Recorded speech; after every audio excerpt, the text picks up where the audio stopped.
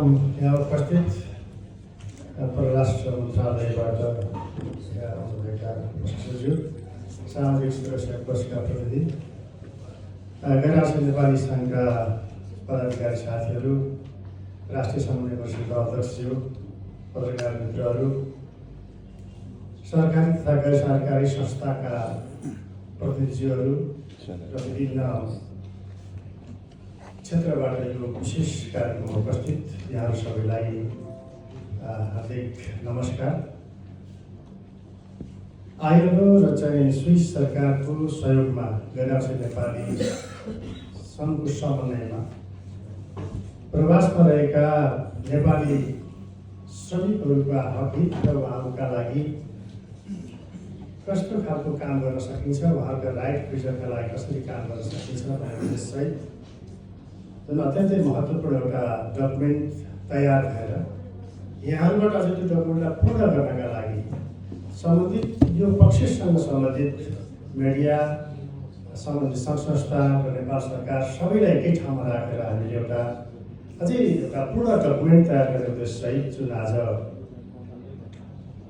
White paper on labour migration एउटा डकुमेन्टका लागि छलफलको एउटा हामी कार्यक्रममा छौँ।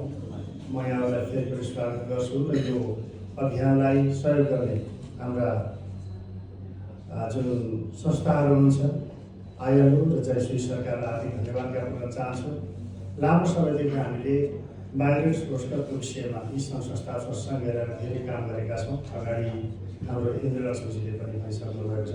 आगामी दिनमा पनि अझै जुन एउटा नेपालको अत्यन्तै ठुलो सङ्ख्या, जुन नेपालको पपुलेसनको हामी भन्छौँ 1/3 पपुलेसन नेपालभन्दा बाहिर छ, त्यो पनि सबैभन्दा ठुलो सङ्ख्या चाहिँ हामी लेबर मार्केटमा छौँ। त्यसैले त्यसको संरक्षणका लागि हामी सबैले कसरी काम गर्न सकिन्छ र हाम्रा नेपाली दाजुभाइ तथा दिदीबहिनीहरू जो विश्वका विभिन्न देशमा 110 बढी देशमा विभिन्न पेसामा आबद्ध हुनुहुन्छ, उहाँहरूको राइटलाई कसरी प्रोटेक्ट गर्ने भन्ने उद्देश्य जुन एउटा कार्यक्रमको आयोजना भइरहेको छ। सरकारको तर्फबाट पनि विभिन्न प्रयासहरू भएका छन्। यद्यपि हामी सबै मिल्यो भने अझै त्यसलाई अझै महत्त्वपूर्ण चाहिँ एउटा डकुमेन्ट बनाएर सबै पक्षलाई सहयोग गर्न सकिन्छ भन्ने आजको एउटा यो कार्यक्रम हो।